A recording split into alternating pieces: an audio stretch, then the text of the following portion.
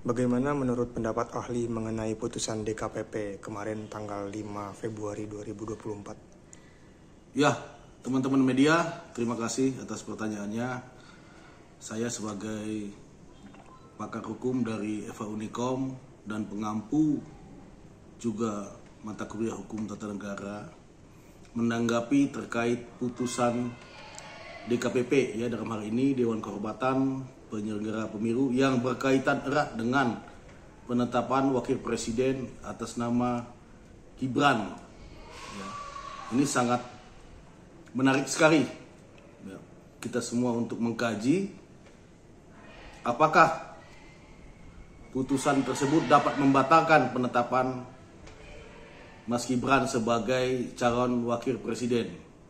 Ya, ahli berpandangan seperti ini, bahwa terkait putusan DKPP tersebut, ahli berpandangan tidak mempunyai kekuatan hukum untuk membatalkan keputusan KPU RI tentang penetapan calon presiden dan atau wakil presiden, karena putusan DKPP itu hanya berfungsi menilai adanya tindakan atau kebijakan yang dikeluarkan negara, dalam hal ini penyelenggara pemilu, melanggar etika atau tidak melanggar etika, bukan dalam kewenangan membatalkan keputusan KPU yang sudah jadi dan yang sudah berjalan.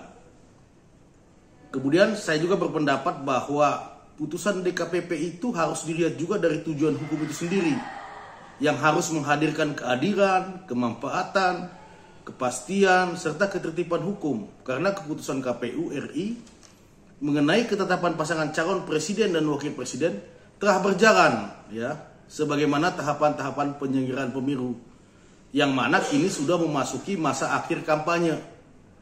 Tidak ditemukan putusan pengadilan ataupun putusan Bawaslu yang secara administratif berwenang untuk membatalkan suatu putusan KPU tersebut.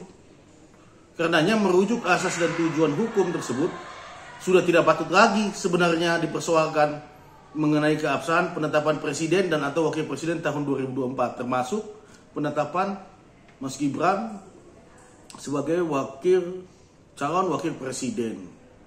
Kemudian kalau kita cermati lagi, ya, rekan-rekan media, ya, bahwa DKPP dalam pertimbangan hukumnya berpendapat bahwa putusan Mahkamah Konstitusi nomor 90 PUU 21/2023 adalah produk hukum yang mengikat bagi KPU selaku pemangku kepentingan. Nah, ini pertimbangan dari DKPP.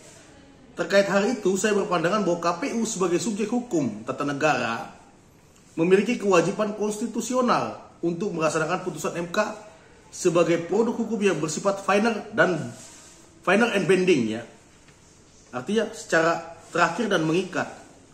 Karenanya perbuatan KPU melaksanakan putusan MK 90 PUU 21/2023 menurut ahli, ya, perbuatan KPU itu dalam rangka melaksanakan putusan MK dalam pencalonan peserta pemilu presiden dan wakil presiden tahun 2024 merupakan tindakan yang bersesuaian dengan hukum dan konstitusi. Kemudian kalau kita kaji lagi, ya, berpandangan pada putusan DKPP nomor 135 PKE DKPP dan seterusnya, ada 4 kurang lebih nomor register yang diputus dalam putusan yang bersamaan tanggal 5 Februari 2024 hanyalah mengikat kepada para teradu, dalam hal ini ketua KPU dan anggota komisioner KPU lainnya, yang dikenakan sanksi etik dan tidak ada perintah untuk membatalkan keputusan KPU RI tentang penetapan calon presiden dan atau wakil presiden tahun 2024. Karenanya secara tegas dan eksplisit, putusan DKPP tersebut tidak berwenang untuk membatalkan keputusan KPU RI mengenai penetapan calon presiden dan atau wakil presiden tahun 2024. Ya, saya berpandangan bahwa putusan DKPP tersebut tidak mengikat kepada Gibran Rakabuming Raka dan atau kepada pasangan lainnya. Atau dengan kata lain, putusan DKPP itu hanyalah soal rasa atau etika daripada tindakan penyelenggara pemilu, dalam hal ini KPU RI. Harapan sebagai akademisi berharap supaya pemilu ini dapat berjalan sesuai dengan tahapan-tahapan yang telah ditetapkan dan semua pihak memiliki kewajiban untuk mengawal pemilu ini berjalan dengan aman, jujur, dan adil dengan berpedoman kepada kita semua. Tetap harus taat asas, taat etika, dan taat hukum. Sekian pendapat saya.